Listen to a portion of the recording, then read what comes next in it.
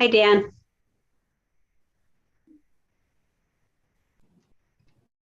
All right, just give me one more moment. You're cute. You're cute.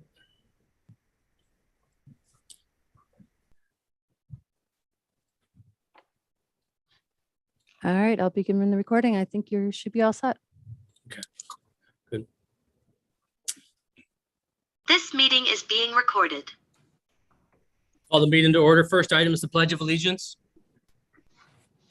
Pledge allegiance to the flag Flag, United States of America, and to the republic for which it stands, one nation, under God, indivisible, indivisible, with liberty and justice for all. Good evening, everybody. Happy Valentine's Day. Sorry that we're meeting on Valentine's Day, but hopefully you all had a beautiful day. Any deletions, additions, corrections to the agenda?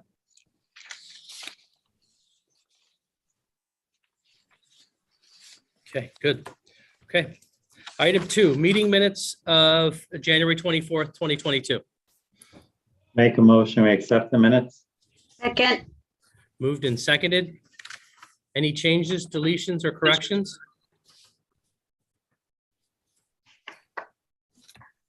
Okay. All in favor? aye. Opposed? Okay. Abstract 14 dated today in the amount of $522,084.76. Just so everybody knows, 402 of that is our annual pension bill for police, fire, and then the regular ERS pension fund of the state. So moved. Second. okay, moved and seconded. Dan, did you get a chance to audit the? Yeah, and Dennis looked at a couple of them. Yeah, Okay. and I did the rest of them. Okay, good. Any questions Ted. on the abstract? All in favor? Aye. Aye. Opposed? Okay. Next, Craig, I'm going to let you in, and please bear with me here as I do this. Can you hear us okay, Craig? I can hear you. Perfect. The floor is yours, sir. So we're talking about this approval request from Upstate GIS. Yep. Basically, and Pam Bender should also be on. I don't know if Okay. she is or not, I'll but allow her. I'm Yep. going to keep this extremely short and saying that we're working on this hair nomination grant. It was a $6,860 grant proposal that we have two consultants working very hard, Bruce Harvey and Jesse Ravitch. They're completing their work. And in the process of doing so, they made a recommendation that they would suggest that we provide some mapping to go with this report that they're creating. We asked for a firm quote and scope of what that would be. They've submitted that. It's in the amount of $640. So that's in addition to the work that has already been contracted, and it would really enhance the final result. I had discussions with the Historic Preservation Commission, and it's a unanimous consensus that this is going to be an important and integral addition to what we're doing. So we're respectfully asking for the $640 increase to that, our budget, which is zero, to allow this to be paid for. Pam probably has some additional information, or if there's any questions at all between the two of us, I'm sure we'll be able to answer it. Good. Pam Bender? Yes, can you hear me? We can. Oh, good. Okay. Yes, Jesse and Bruce both thought this would be a really nice idea, as Craig told you, to enhance the whole process of getting the nomination for the Historic American Engineering Record. And the estimate, I don't know if you want me to read some of the things that would be included. The man that would be doing this is Rick Lettier Barnes, and he is a geographic information technician. And one of the first things he'd be doing is depicting the area spanning the distance between where the canal was pulled off the creek to its outlet, with a little extra at each end to provide a physical setting. We don't have anything like that, so that would be great. include an inset at larger scale that would show the section of the canal from the Round Reservoir to the outlet where features are more concentrated in the village. Number 3, both the main map and inset would include water courses and main roads. For the inset, name streets and probably locations of water lots where the mills were located. And Jesse has done an awful lot of research on that type of thing by looking at the abstracts and the deeds that you have on hand and other places that she's found a lot of information on different, like Fulton, what was it, Fulton history. So she's really compiled an awful lot in that sense, and also taking some stuff off the 1848 map that has the water lots. Also that the Fayetteville Hydraulic Canal company actually did when they started off. And then the last thing he has here is the map would be formatted for including in the report and letter size. So this would be a great asset for the village to have. And at the $640, there could be some extra expenses. He does not anticipate it, but if it was, it would be billed at $80 an hour. But he stressed that he doesn't expect anything like that. Okay. So it's basically, I think, all I have to add to Craig's presentation. Good. Good. I appreciate you both working on this. So we need a motion to go ahead and authorize this expense of $640. It will come out of the zoning. I'll make the Anyway, motion. budget. I'll move Second. to extend it. Moved and seconded. Any discussion? Again, thank you guys for your work on this. I think once we're done, this is going to be an important asset to the village. So I appreciate your work on this. All in favor? Aye. Aye. Opposed? Good. Thank you, Craig and Pam. Thank you. Thank you for your support. Yep. Thank you. Okay, next is a sign request. So Karen received an email. As we discussed, I believe there should be a large sign at Spring Street that exit onto Salt Spring Street between Century 20 Realtor and Karaz Shoes. There should be a stop sign that says no right turn. This person believes it's illegal, plus it's also unsafe to go across by the triangle there, the area that we have, and then pull on a left onto Route 5 or a right onto Route 5. Thinks both of those are problematic and hazardous. So I said to this person who lives in the orchard that I would bring this up to the Board of Trustees. So Pat Masson, what's your thoughts? Would that affect any operation with the DPW? No, we can go around it. I mean, that's not a big issue for us. No, it's only when you're coming out towards the Veterans Park that you won't be able to take, you won't be able to go straight or left. But when you guys, like the Thursday mornings, I see the garbage truck go across, they would still be able to do that. And plus they can change up the route so they're not violating that if we change it to a right turn only. Okay. Mike, Dan, Dennis? Yeah, I'm Pam? against it. He asked me about this a long time ago, and I'm definitely opposed, and I understand that it probably is illegal to go into that area of the where the state has it Xed off there for what reason we don't know. And I don't really see how many accidents have we had there that he's. I can't ask Paul. He's on a car accident right now at Green Lakes, but I don't think we've had that many, but I don't know. it also doesn't mean that one couldn't happen. And I'm going to go zero. Well, there's a lot of places then we could have an accident. Okay. We could have one going into the orchard. That's a narrow turn in there. Okay. Maybe they should have one way or something going in there, and then they wouldn't be able to get out. Mike? I don't see that it would be a problem to put a right turn only sign there based upon the fact that it is marked off by the state for whatever reasons. But, if you go certain times a day, it's a very simple thing to do.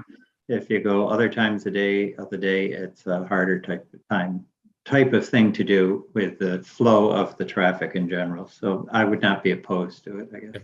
Pam, I like the idea.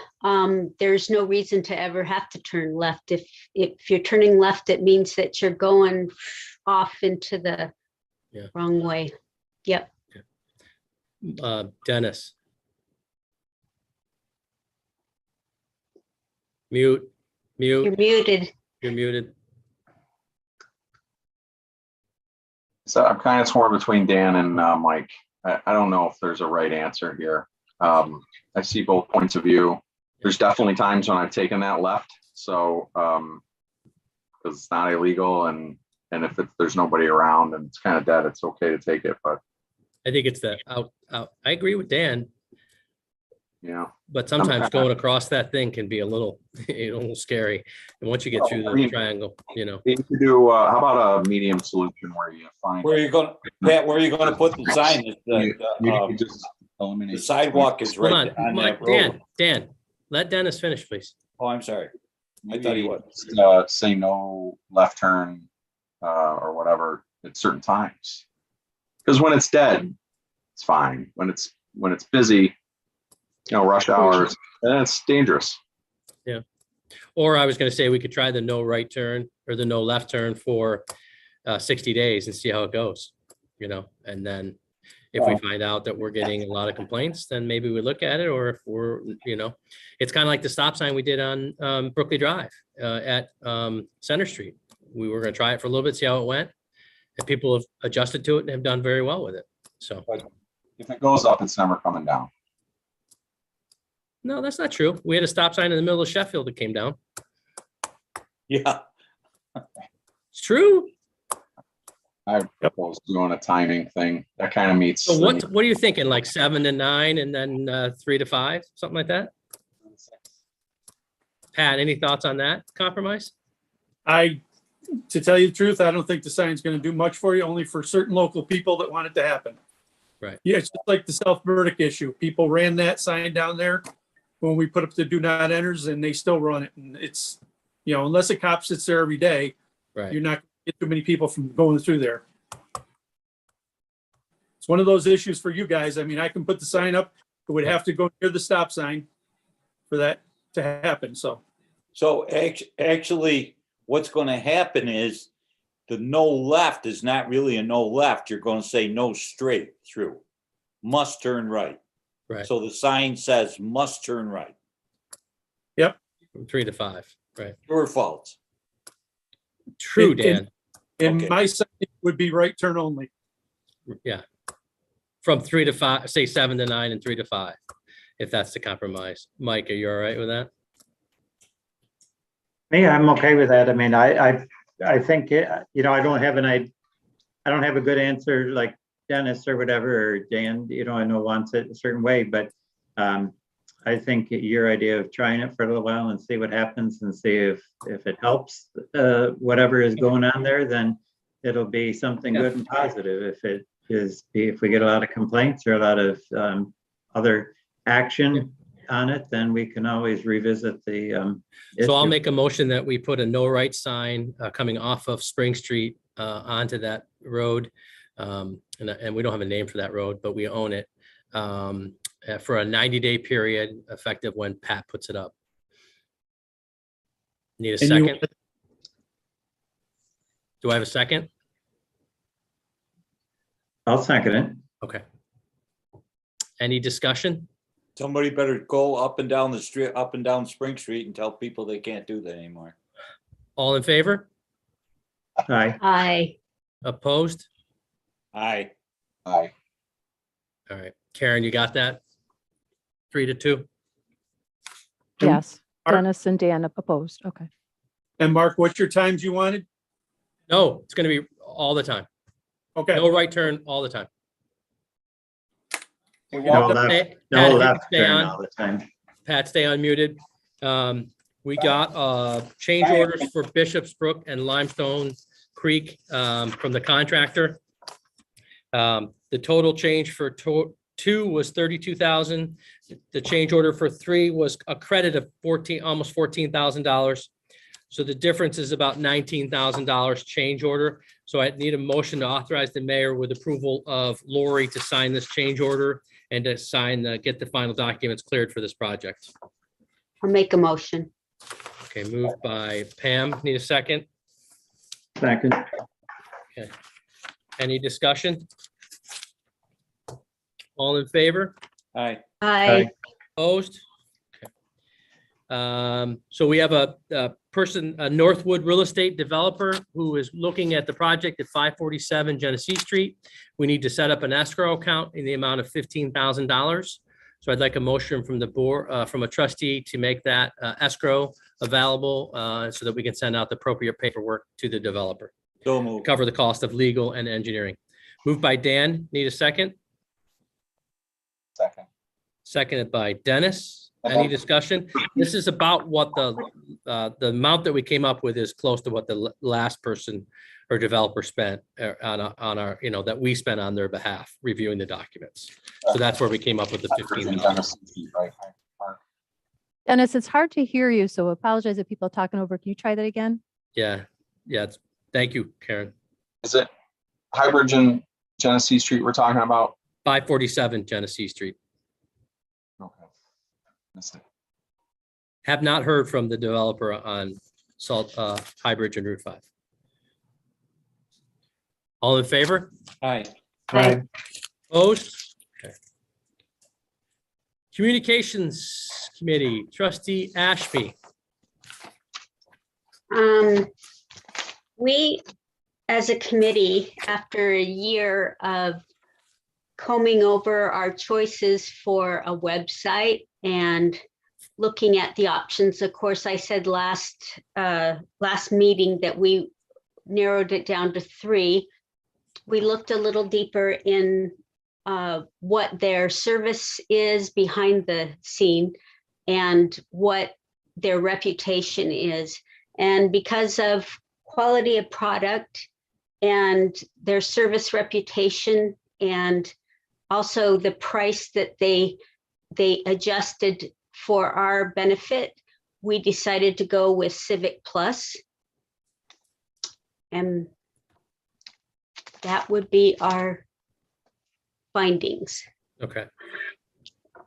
So, and that's who the town of Manlius uses currently, correct? Yes. Okay. What was the amount? Yeah, The cost? I gotta figure out what, from a procurement standpoint, what we need to do. The cost, the first year is $7,000. It can be divided into 3 years. Okay. And then after that, $2,100 a year. Okay, so maintenance of 2,100 and then a year and then 7,000, we could split it under the 3 years. Okay. So that's 9,100. So what's this going to do for the village? I'm trying to think of. Pam? This will, it definitely makes more possibilities for communication with the village. It gives us an option to be able to send out things to the village and they can get notified if they can sign up, subscribe, if you will, to minutes or newsletters or any kind of notification that they choose to. And then it goes straight to their email. Okay. Things go to their text. If they want to fill out documents, the document center, they can fill out the document right there on the online and submit it. They don't have to come in and bring in a paper. Civic Plus is geared towards municipalities, so it's set up for our nature of business. So it will be a lot more productive than I think what we're using currently. One feature being just that, the access to the documents and notification when there's new things added to the site, or if they want agendas or email notifications about, an emergency notification. I think it'll lend itself much better to a municipal practice. I did get a chance to visit both of them, and I saw some comments about pros and cons or whatever, but I thought that it was easily navigatable and things like that to find the things that, I might be looking for on there. Okay. So Mike, sorry, Dan, I just saw, Mike, did you mean to put your hand up? Yeah, I just had a statement, I guess, that'll work in a lot of departments and some in my department as well, but receiving building permits is a problem because you don't want to receive bits and pieces and missing a check and surveys to scale. So they really need to bring the application in total to the office, mail it in or deliver it, or else you get it in piecemeal and it just never ends. Right. You want to I look. think what Pam and Karen are trying to say is it is an option. Doesn't mean we have to use it, but there is an option that we can use it for other things, like if it's filling out the use of the wall in Veterans Park for the banners, or somebody's looking for a sign request or something, things like that. Or certainly would be search. customized. Yeah, Right. It would certainly be customized to each department. So once we have a decision here, we would go to each department head to determine what they would expect from it, what they need from it, kind of like we did with the current website, and then fashion it accordingly. I think you should make a recommendation. I think we should either approve it or disapprove it. And then I just want to get with Lori on the procurement side, just to make sure that we're following our procurement policy. Because I know website development, I don't think is considered a professional service, but I want to review it with Lori, and it's tough right now that she's not here. So I think you're right, Mark. I think she'll confirm that we're in good position for that. So, But she'll but at be least, Pam, if we do it and we approve it, we can at least start the paperwork. And if we have to come back at the next meeting and say, okay, here's, budget transfer or whatever, however we want to pay for it, we can do that. But at least we can say to the person that we pick, if we approve it, hey, the board has approved it. We're just waiting for the clerk to get back and go through the procurement policy to make sure that we're following our guidelines. So. Okay. So Amazing. Go ahead, what Dan. happens? Go ahead, Dan. So what happens, I give the village my email, and when something comes along, they're going to send me a notification. Yes, that you have applied for, that you have subscribed to. It'll only send what you request information on. So you can pick and choose and customize. Do you want all agendas? Do you just want certain board agendas? Do you want community event notifications? It'll be customizable, but it's all based on the willingness of the participant to submit the email. So it's not automatically done. It's they've authorized it. Yes, I would like to have XYZ notifications. Okay, good. Thank you. Okay. So Pam, do you want to make a motion I make a motion. that we hire Civic Plus to do our website at a we cost of hire. $9,100 and $7,000 plus $2,100. Okay, moved by Pam. Need a second? Second? Okay. Any We other have discussion? We have the money. Yes, this is a perfect example, and I'll talk about it more at roundtable, but this is a perfect example of the ARPA funds. So Beautiful. plus we I think Pam, we budgeted 5,000 this year in the communications committee. So we've got some money. Wasn't it 6? I'd have to look back at my budget numbers, but it might be 6. Yeah. So, Okay. any other comments, questions? All in favor? Bye. I Opposed? Okay. Number 9, Ted, I'm going to put you on hold just for a little bit.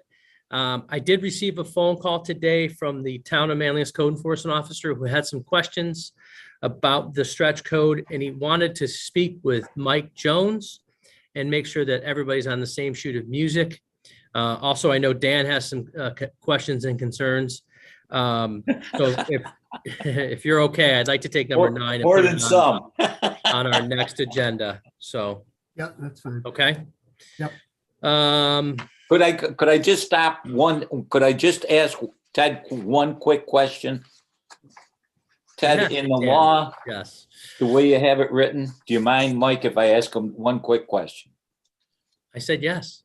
The way you have it written, I was confused on one thing. First of all, we have to understand that it can be for residential or commercial. We know that, right? Correct. Okay. So on approved energy inspector, We have a third party Mike, you can unmute. We already have a third party company that does that for us, Dan, and Okay, we is- approved that when is we this our adopted the okay. updated All right, energy code. that's what I wanted to know. Okay. Okay, thank you. Thanks. Number 10 is a resignation. We received a letter on February 3rd. After careful thought over the past few months, I'm resigning from the Fayetteville Planning Board. It's been an honor to serve as a volunteer in the village. First as a member of the Village of Fayetteville Comprehensive Plan Committee, then as a Zoning Board of Appeals member, and then a Fayetteville Planning Board member since 2010. Our planning board members selflessly donate professional expertise to the village each year, lending our skills, in many cases, decades of land use, design, planning, and development, and an experience of myriad of cases that come before us. As you know, many of these cases are complex and require several months or more of board attention. It has been a privilege to volunteer with all of you and learn from all of you the best in your continued work on the board, Jennifer Bybee. So we need to make a motion to accept this resignation with regrets. So moved. Move, need a second? Second. Second. All in favor? Aye. Opposed? Then we need to make a motion to elevate Chris Schworer to replace the remaining term of this year of Jennifer's term. Second. Nope, I need a motion first, so I'm Okay, going to let you I make the move. motion, Dan. We I need a move. second. Second. Second by Dennis. I thought you were making it. Sorry. Any questions? All in favor? Aye. Aye. Opposed? Okay. Next, we have a request certificate of nonconformity. All of you should have received a copy of the letter. It was attached to the agenda. I'm going to let the person who wrote the letter speak. Oh, good. The fire chief's on. Mr. Naparella? Yes, sir. Mr. Mayor, how are you? Good, good. So, Matt Naparella speaking. I'm a representative of the property owner, FUBU Environmental Services, and the current project applicant, Northwood Real Estate Ventures. We are currently before the planning board on a new application with regards to the reuse of the existing structure. Through this process, Code Officer Mike Jones indicated there's a need for a housekeeping item, and that housekeeping item is to obtain a designation of legal nonconformity. This is in accordance with zoning article 187-14, paragraph F.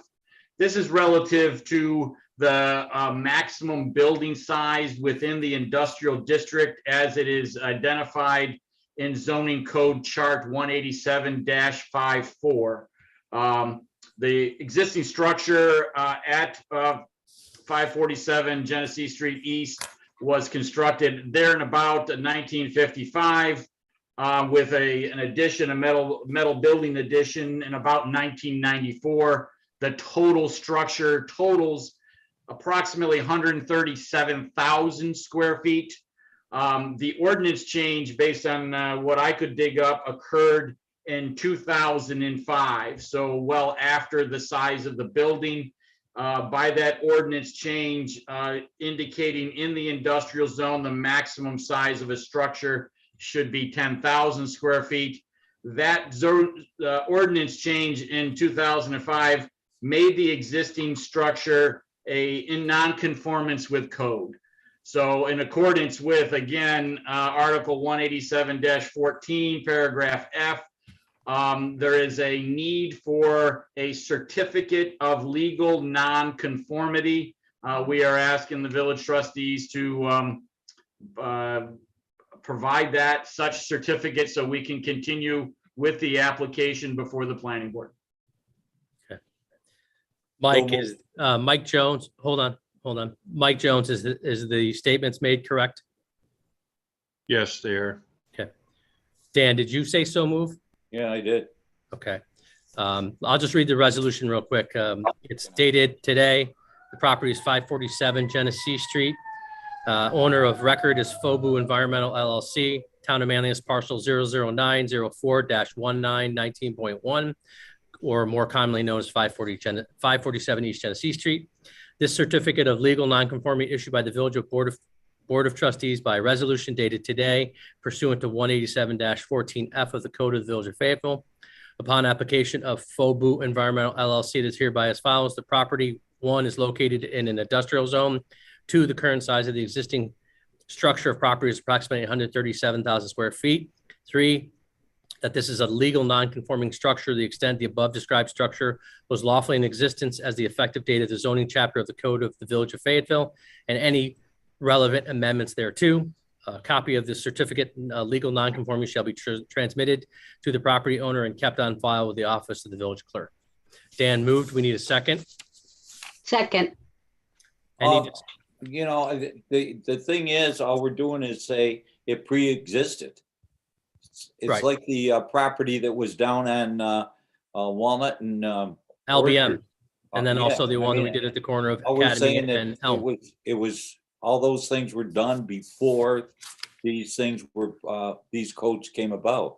I can't even understand why we do that. I mean, the building was put there, and I can't understand why we're doing what we're doing. But okay. Any other Okay, Matt. questions? Okay, Ted Spencer, fine. Any other questions? All in favor? All right. Aye. Dennis? Thank you very much. Dennis, you're muted. Aye. Thank you, Matt. Thank you, Ted. Thank you, everybody who helped. Okay. DPW, trustee Small, projects? So we have our short memo list here. Currently, we're working on the budget, just like you'll probably speak to later on in the meeting. Parks, colder resurfacing for the basketball court would be spring, summer of this coming year, or this year that we're in, but spring or summer coming up. Pickleball too, Pat, don't forget. Pickleball, correct. Pickleball basket, it's gonna be multi-use. Multi-use type of court. Streetlights, working on that, and in talking about streetlights, we have a proposal from Patricia Electric to fix the lights on the bridge itself. This is classified as emergency repair since they're down and they're broken. So Mike, sorry to cut you off, but we needed a No.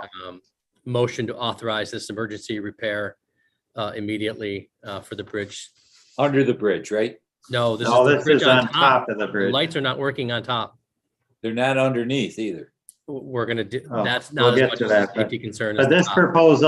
proposal is for the lights on top totaling $7,970. So I make a motion that we would accept this proposal.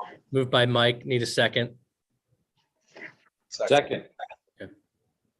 So if you drive down there right now, they're off. They're not, and Pat, tell me if I'm wrong. We have a break somewhere. It was frozen, it thawed out, still doesn't work. All the fuses are good. Yep. Pat's sick of my phone calls every other day asking what's going on. So we definitely need to get this going and get it fixed. And then Dan, we will deal with the lights underneath. So So that's listed on here too, that the lights under the bridge need a new underground conduit installed. And so we will be working on that next. I want to actually, let's approve this first. So we Okay. have a motion and a second for this emergency repair. All in favor? All right. Aye. Opposed? Okay. I actually want to meet everybody down there maybe before one of these meetings and kind of look at it, because it's not just, it goes all the way over on the other side by the car wash. There's 3 packs over there. Then there's a total of 9 packs, I think, right, Pat? Up And and if down. you- Yeah, and if you see what's happening and you see exactly, I don't want to go down this road again. I'd rather come up with a better solution, working with Pat and trying to figure out, is there a different way? Can we put streetlights underneath there? Can we do something different than what we're doing and spending all this money? And could it be 3 lights versus 9 lights? Or could it be, 4 lights, something? So maybe Pat and I will come up with a solution and see what Patricia says and then go from there. Okay, Okay, paint striping on Limestone Plaza, of course, is scheduled for this spring also, once the weather changes. The salt shed, the cover they have, and that will be installed this spring. And the bridges of Walnut Street and West Franklin Street are kind of as they are at the moment. Pat, I was at NICOM today and I'll talk about it at Roundtable, but there's 200 and something million for bridge repairs in the executive budget. So I got the card of the Lieutenant Governor's assistant to reach out, see what we can do. So we have another funding source now, hopefully. Sounds good. Under purchases, you'll see that there's 400 more ton of rock salt ordered. That's our first order for the year. And that's on state county contract, right, Pat? Correct, yep. Yep, okay. Any other questions for the DPW? Pat, do you have anything else? Nope, we should be good for now. Fire Department, Service Awards 2021.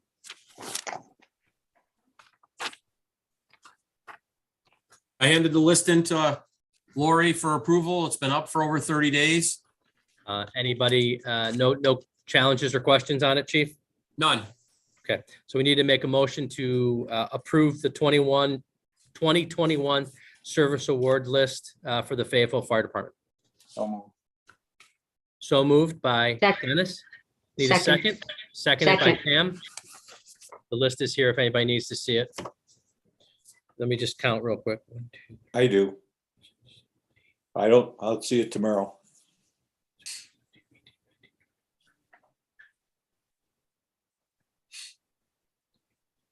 $35. So that's pretty good, right, Chief? That's not bad. Okay. Well, I think 5 or 6 or 7 of them are first timers. So, at least that's still not half of them. So we need to get better. Good. All in favor? Aye. Aye. Opposed? Okay. Purchases, Chief? I just have one and I need to, it's been out there for a little bit. I need to buy some lockers for the station. We've outgrown everything we have. So working with a bunch of the guys to try to come up with the right layout. I'm looking for almost 15,000. It's 14,548.97. And I want to take it out of my building reserve account. Okay. Is this a 3-quote process or is this a single source vendor or? This is a single source vendor. Okay. So before I order them, I'll have all the documentation for you guys to sign off on. Okay. So we need to make a motion. We'll have to make 2 motions, one for the expense and then one to take it out of the reserve. So we need a motion to go ahead and authorize the locker purchase for $14,548.97 per the chief's request. Moved by Dennis. Need a second? Second.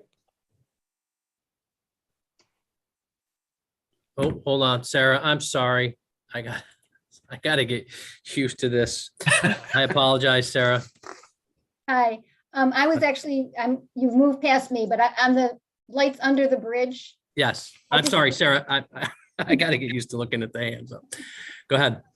I walk that way all the time, and I think a different methodology is required, that whatever you install is just going to get ruined by the water again. So I support your recommendation to do something different.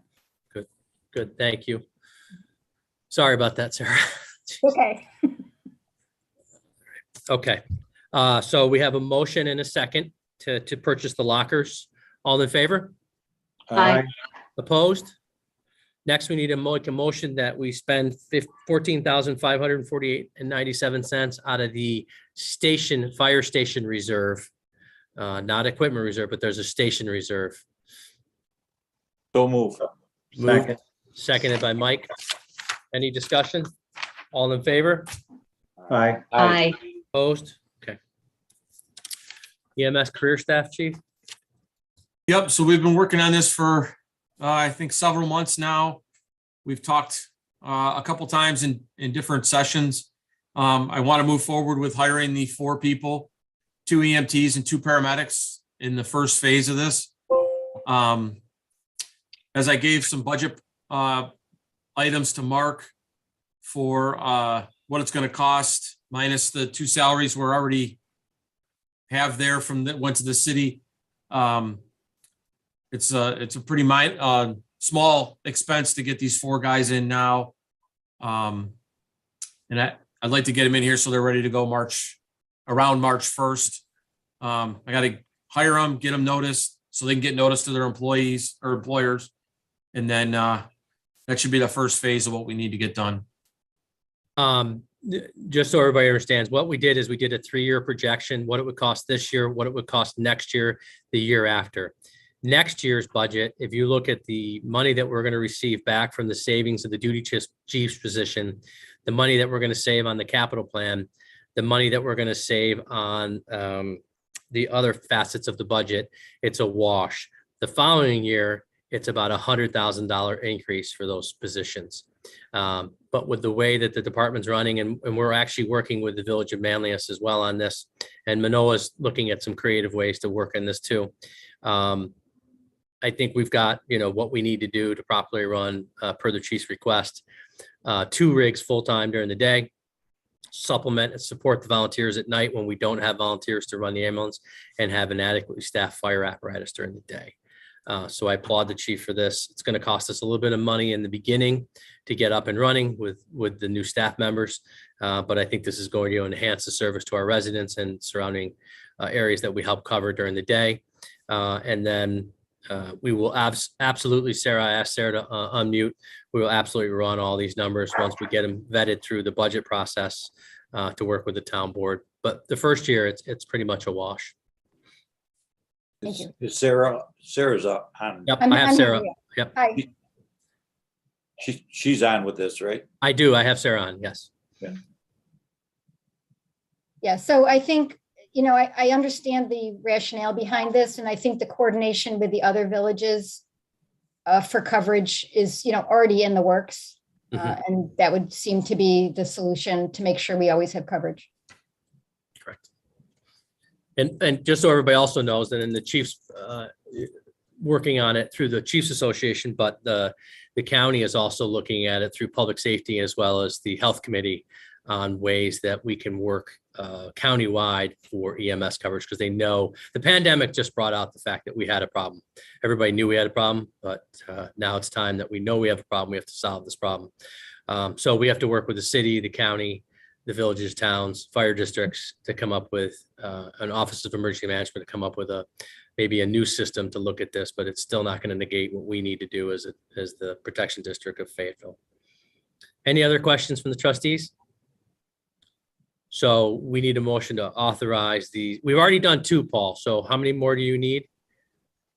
You've authorized 2 employees? The last 2, when we had the Riggs and Kozak leave, we authorized 2. I haven't hired anybody, so it's a total of 4. So, okay. So, and that's 2 EMT only and 2 EMTs. Paramedics only? Yep.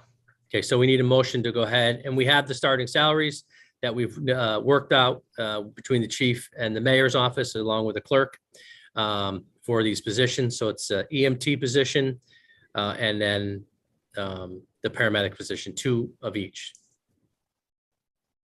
So moved based on those salaries that Moved in Paul and second. Lori have worked out. And we have a draft here that we met, start date, salary, schedule, insurance, return. They're different. It's a lot different than what we pay firefighter paramedics. Their benefits are different. They're not considered 207A. They're not in the police and fire retire. They're in a different retirement. So some of these costs, that's what we've got to work out all those details from a budget standpoint. Talking about probation periods, they'll be on probation for a year. And then all the other things, sick time, personnel, vacation, uniforms will be per the employee handbook. Okay, so we have a motion and a second. Any discussion? All in favor? Aye. Opposed? Okay. Chief, anything else? No, I just want to applaud you guys because this is putting the citizens first. This is truly putting the citizens first. So it's going to enhance our service and put a really good service together. So thank you very much. And I know that the citizens are going to thank you for this as well. Thank you, Chief. Thank you for all your department. So, okay. I will give you a pre-warning here. I probably have 30 to 40 minutes of roundtable with my stuff. So I apologize ahead of time. So I'm going to let Mike Mike Small, go first because you're in the left-hand corner and you're the first person I see. Okay. So mainly, I would like to stress to the board and everybody watching that there is a comprehensive plan open house this coming Thursday, the 17th of February, from 5 to 7 at the Fayetteville Senior Center. The committee's been working very hard and well together to get to the point where we are ready to take some input from the public. It will be done as an open house type of forum as opposed to a presentation specific at any one particular time. There will be a total of 7 boards on display, I was told, that people will be able to put some things down. The approach that they are taking is a more positive approach about the village and what people feel the needs are and how that's going. And so I do encourage all of the trustees and the mayor and village residents to participate at the meeting on the 17th. It's not that you have to be there from 5 to 7, but that's the availability to come to the senior center to see what is going on. The senior center, of course, is located at 584 East Genesee Street here in Fayetteville. In conjunction with that and the comprehensive planning committee, there is also an online survey available for people to take, and you can get to the online survey through the village website. You can also get a physical hard copy of the survey either at the village hall or the Fayetteville Free Library. So we are working diligently as a committee to make sure that we get this word out to as many people as possible. You'll see signs on the boards at Veterans Park at the corner of West Franklin Street at Baird Park. There was a thing this weekend for the Eagle Bulletin Weekender that gets emailed to several people. There's an ad in the Eagle Bulletin. There is Facebook and other social media types of things going on to advertise this and to make the public aware of what's going on. But this, as we discussed earlier in the meeting, would be a great time to have our website that would be able to have people be able to sign up, because then they would also get an electronic notification automatically from the village about some kind of a special event or meeting like this that's going on. So going forward, that will be great help to the residents of Fayetteville. Thank you, Mike. No, thank you. Pam. No, I don't have anything. Thanks. Dennis. Actually, I'm going to share my screen with you guys because I do have one thing I want to show you. I think we need to address. Not that behind you is not enough, but right. Oh gosh, that's just for fun. Oh, can y'all see this picture? Yeah. Yeah. So this is the end of Mill Street, and you can see that this Subaru here decided they were just going to park basically in the intersection. Now, this happens frequently. Not quite to this degree, but it happens often. It's not striped for parking. I'm almost positive, but I'm confirming I'm pretty sure it's illegal to park on a stop sign like that. But what I think we need to do is, I don't want to ask for more signs, but we need to correct this, because when you drive up here, you can't see to the right.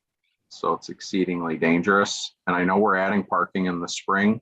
The sad part about this picture is that the parking lot to to the left of this, our public parking lot, was maybe half full. So all they had to do was walk 50, 60 feet, and they would have been to the restaurant anyways.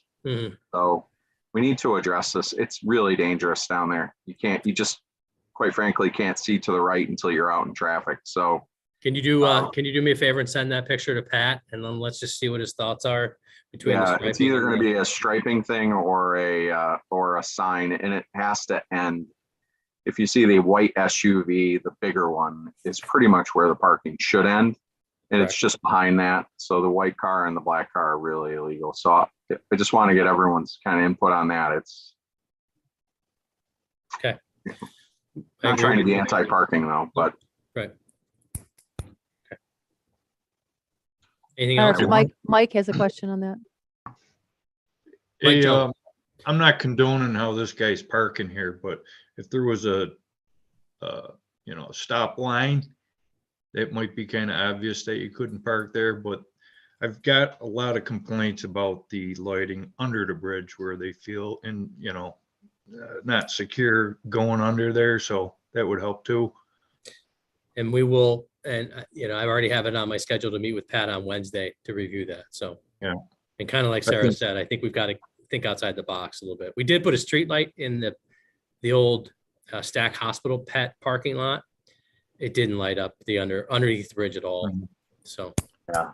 Well, so National Grid has some stuff that they're going to help us with. So I think, Mike, your question earlier about will the village owns it on top? We own it because it's a decorative pole, but we own it below, but we have an option to work with the National Grid on below too. So I'm going to take that opportunity to see what they have. Mm-hmm. Well, we need to address this. Okay. Let's you can't stop stupid. Figure it out. Okay. Is that it, Dennis? That is it. Dan. Pat, are we going to have any more skating or are we done?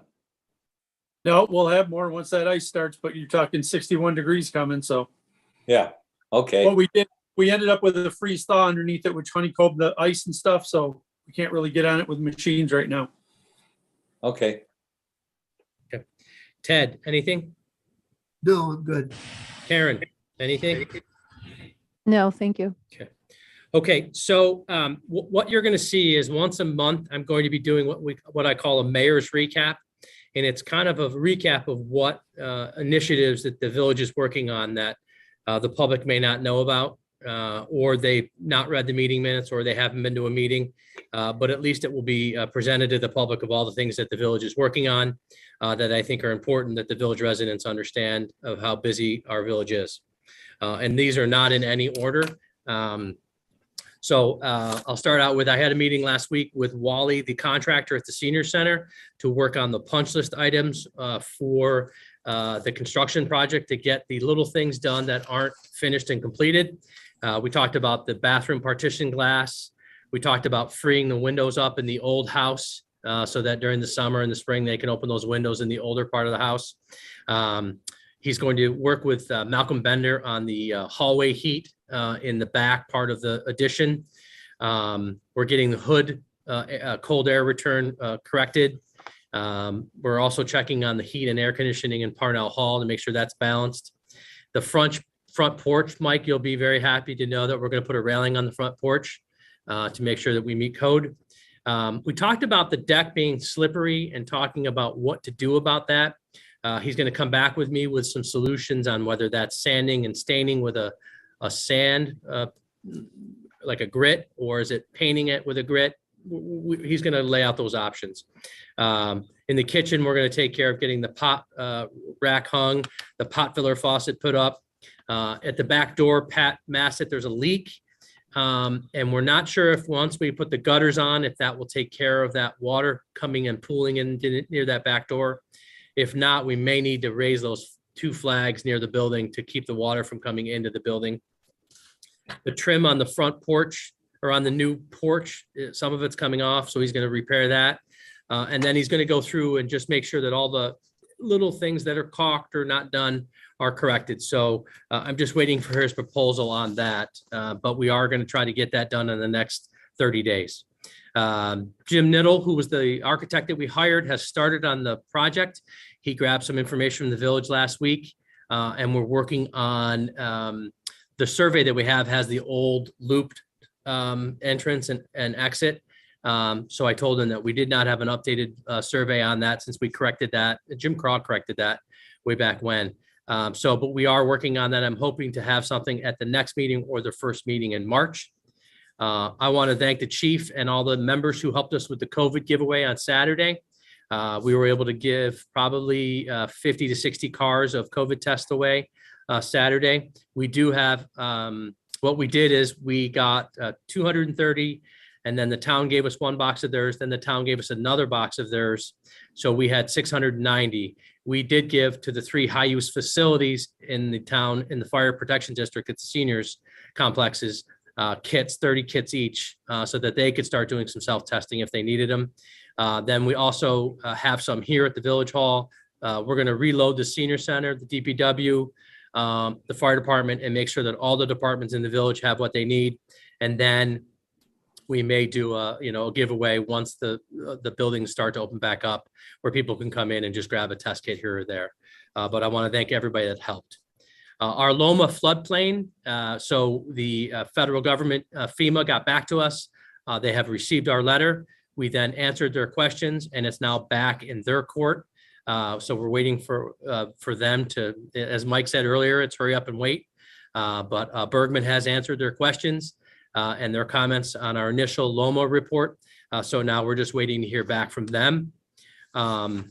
Today, the governor, our remote ability to have these meetings via Zoom and remote is through the end of today. The governor has not, to my knowledge, extended that as of today, but she was supposed to speak at our NICOM conference today, and we just did not hear from her because she was not at the conference today. She had an emergency and she wasn't able to attend. So just be aware that until we can get definitive answers from the governor, we're still going to go remote through the end of this month. And then in March, we're going to be starting to come back in where we're all meeting together in Village Hall, and people will be able to come back in unless the governor changes something due to the data and the information. March 10th is the 33rd annual planning symposium at the Marriott in downtown Syracuse. If anybody from the zoning, planning, historic wants to go to this, please let Karen know. We did get a few complaints, and again, I apologize, I'm bouncing around, but I think it's important. We got some complaints about the sidewalks after the last snowstorm. We had a sidewalk plow break down. I was actually down at the garage when they had to go and tow it and bring it back to the garage. But I wanted everybody listening to understand that the village does the sidewalk plow, and we do a very good job when the equipment works, but it's a courtesy to our residents who use the sidewalks. But it is ultimately per chapter 148-7, the keeping sidewalks and gutters clear is the responsibility of the resident. Residents shall at all times keep their sidewalk free of weeds, along with clearing sidewalks of all snow and ice that shall accumulate every day. And they say by 9:30. We don't do that, but I want the residents to know that when the truck breaks down, we do our best to get it back up, or we do our best to clear the streets first and the sidewalks second. This was a perfect storm. We had a lot of snow, so we were concentrating on the snow first. Then we were going to get to the sidewalks. By the time we got to the sidewalks, one of the trucks broke down. But I also have, if anybody wants a copy of this or wants to look at this, it's chapter 148 and chapter 116 that talks about the defects of our sidewalks, or if there's an issue with the sidewalks. But I want to let the residents know that we're doing our best to get those clear. Karen sent out, or Karen put together a comprehensive plan newsletter, letting all the residents know. So this is going in the mail to go and please fill out the survey. It might have hit the mailboxes already, I'm not sure, but I want to let everybody know and thank her for that effort on that. Also, Mike, to your committee, we did put these posters out at Starbucks, Freedom Espresso, Tops, on our community bulletin board. It's on our website. So we're doing all that we can to let people know about coming there, but we need everybody's help to get as many people there for that survey. I had the pleasure of going to NICOM today in Albany, and I want to thank the trustees again for allowing me to go. It was a great chance to talk with the fellow mayors and to learn about some things. One thing I wanted to let everybody know is the AIM funding, that is our state aid that comes from the state. Again, in the executive budget for the 13th year in a row, there is no increase in AIM funding. They did change the formula, so it won't be coming from the county anymore. It'll be coming back from the state. So they won't be taking sales tax away from the county to pay for the AIM program. The state's going to then pay for this program again. But for the 13th year in a row, we're still at $715 million for every municipality, county, city, village, and town in New York State, minus New York City, when the funding increase for schools was $1.3 billion this year. The increase for state aid was $1.3 billion for education. We're still stuck at $715 million. The governor in her executive budget put a new accessory dwelling unit into the executive budget. So what this means is that the village will have to and be mandated to create an accessory dwelling unit per residential lot provide standards and structural requirements for all accessory dwelling units in the village, and we will not be able to put unreasonable restrictions in such entities. Furthermore, the ability of the local government to impose parking requirements on ADUs would be restricted by this new mandate. So what does this mean? What does an accessory dwelling unit mean? And Mike, please unmute yourself if you can.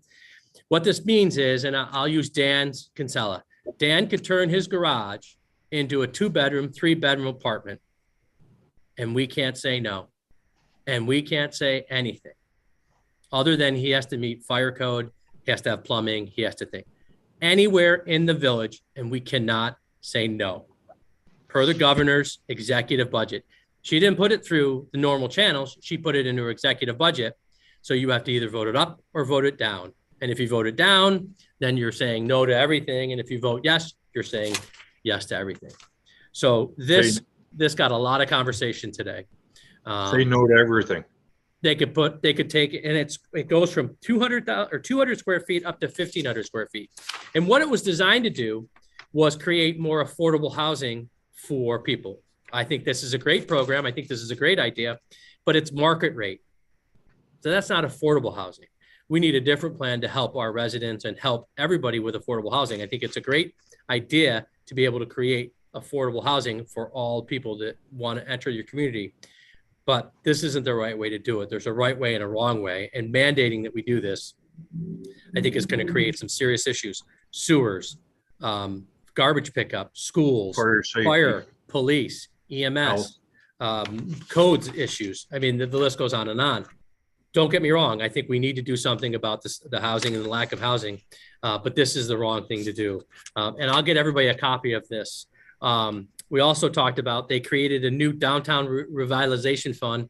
If you remember before, it was $10 million. Well, it was very hard for us to come up with $10 million worth of projects. Well, they've redone that. So now you can go start at $1 million and do a small downtown redevelopment fund. So we're going to be looking at that for that, maybe the wires that we're looking at in our top 10. There's also changes, Mike, in here about code enforcement penalties. The Secretary of State for an order authorizing the county to investigate city, town, village, and town, or village, city, and town enforcement and administration of the Uniform Code to determine whether the local government is complying with the minimum standards established by the state. So that means the county is going to now get it, and they're not even involved in code enforcement. So that's another thing that we're looking at that we need to work on. They've also, I don't know if Paul Hildreth is still on, the governor's executive budget does allow for some easing of the civil service exams, which I think is a great idea to help us with that. So the AIM funding, the CHIPS funding, Pat, is going to be at the same level it was this year. So extreme winter money plus the increase plus all the 3 things that we got last year will be in this year's CHIPS budget. So we should have a very good, healthy budget that we had last year. The Office of the Courts, there was a lot of talk about that the Office of Courts still has not opened back up. There are definite separation of powers. They are under a different structure, the courts, but villages and towns and cities and everybody's opened back up to normal operations, yet the court's still very hampered in their daily operation. So I'm going to get with the judge and just see exactly what he wants to talk about. I had a nice conversation with the Controller DiNapoli about the fiscal stress scores and the use of reserves. He gave me a card to his deputy executive. So I have an email crafted to go with him and to talk about this. He agrees with our point of our reserve funds not being counted towards our fund balance. And that used to be done and it's now not done. So there was other mayors that had concerns as well as I did. The state sales tax, this is just pretty interesting information. It was up 19% all of 2022 and up 7.2 over 2019. So the state sales tax has rebounded. Inflation has a lot to do with that, but I think it's showing that the county and the cities are getting their sales tax money, which we get a portion of through the VIP fund. The pension fund, he was glad to report, is 99% funded. And year to date, it's at 279 billion. Our rates for normal ERS employees is going down 5%, and police and fire is going down 2%. So we will see a little bit of a decrease when we do the budget this year in our pension rates. I went to the American Rescue Plan forum this afternoon. I've got a PowerPoint that I'm going to give to Karen to copy all of you. Again, they came out, and I'll go through it. And once you see this, and we'll review it when we're back in session. But what we have done so far to year to date is nothing. The money is still sitting in the account. We haven't spent a dime of it. But the lost revenue calculations that we had hired that firm to do, we don't need to do because the federal government eased the regulation. So if you can up to $10 million, all you have to do is sign an affidavit that you lost revenue less than $10 million. We know with our court, our clerk, some of our other fee structures that we're well within that $200,000 that we have received so far. So it was a very interesting class.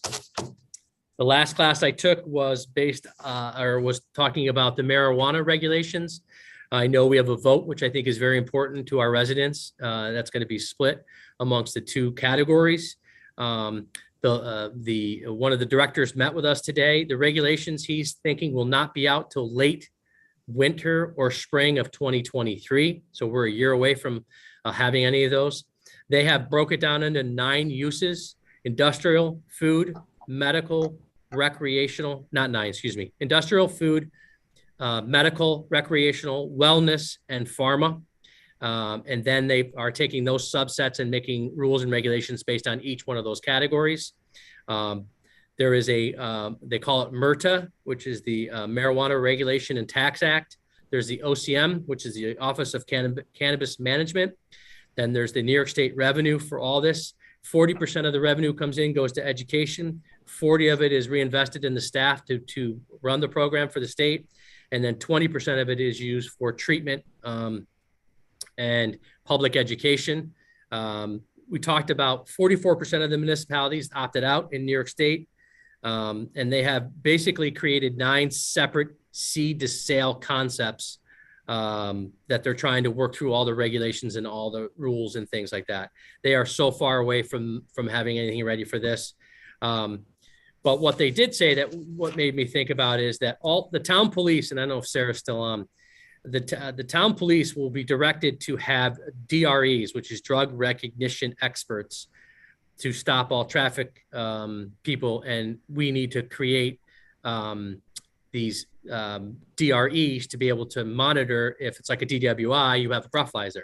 Well, there is no breathalyzer for marijuana. So you need DREs to do this. Sarah, I see your hand. I got it this time.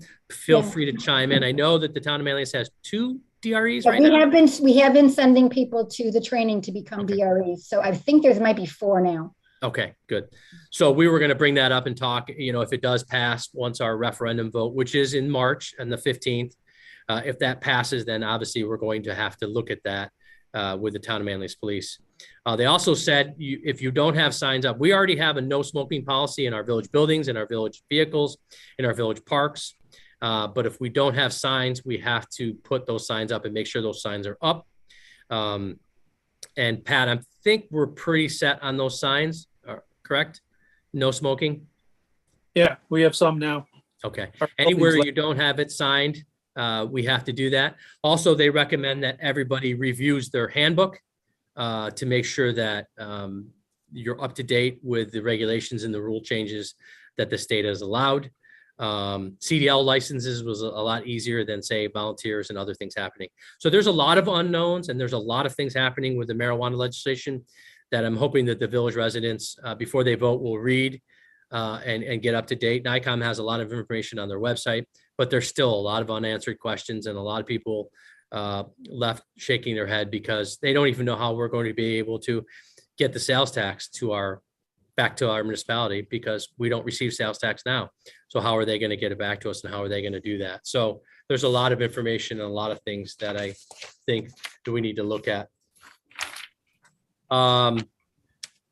Mayor's recap. March meetings, I just want to let you know, we need to think about, do we want to meet every Monday? Just think about it amongst yourselves, and we'll talk about it at the next meeting as far as, because we're going to have budgets to go at the first meeting in March. So do we want to start right in March and meet and get going on those, or do you want to wait? I would like to start maybe if we have the first workshop, that March 7th, we'll maybe just go over the highlights of the budget from 5 to 6 and then have our normal meeting at 6, or we can do it after the normal meeting and do it at 7. We'll talk about that, but then we need to think about the next 3 or 4 weeks, when we want to meet and how we want to meet. Next meeting is the 28th of February. The zoning board has a meeting that night. So talking with Karen, if everybody's okay, we'd just like to move the meeting up a half hour and go from 5:30 till when we're done, hopefully by 7:30, so that the zoning board can come in and meet upstairs for that, or meet so that Karen can go from this meeting to that meeting. So if anybody doesn't have a problem, I'll change that time for the meeting. Anybody in the audience have any questions for me? And again, I will be doing that recap once a month to give you more information about how much the village is working on. And that's just a high level snippet of most of the things that I thought were important, but every day we're working on different projects, whether it's the DPW, the fire department, the recreation, the senior center, codes, court, clerk, you name it. We're a very busy organization, and I want to thank everybody that makes it happen with you, all the trustees, all the volunteers, and all our employees. Anybody in the audience have any questions? If not, I will take a motion to adjourn the meeting. So moved. Moved by Mike. Need a second? Second. Thank you, Pam. I will leave this folder out for everybody to see with all the stuff that I got today from NICOM. It's very, very interesting. So all in favor? Aye. Hi. Aye. Opposed?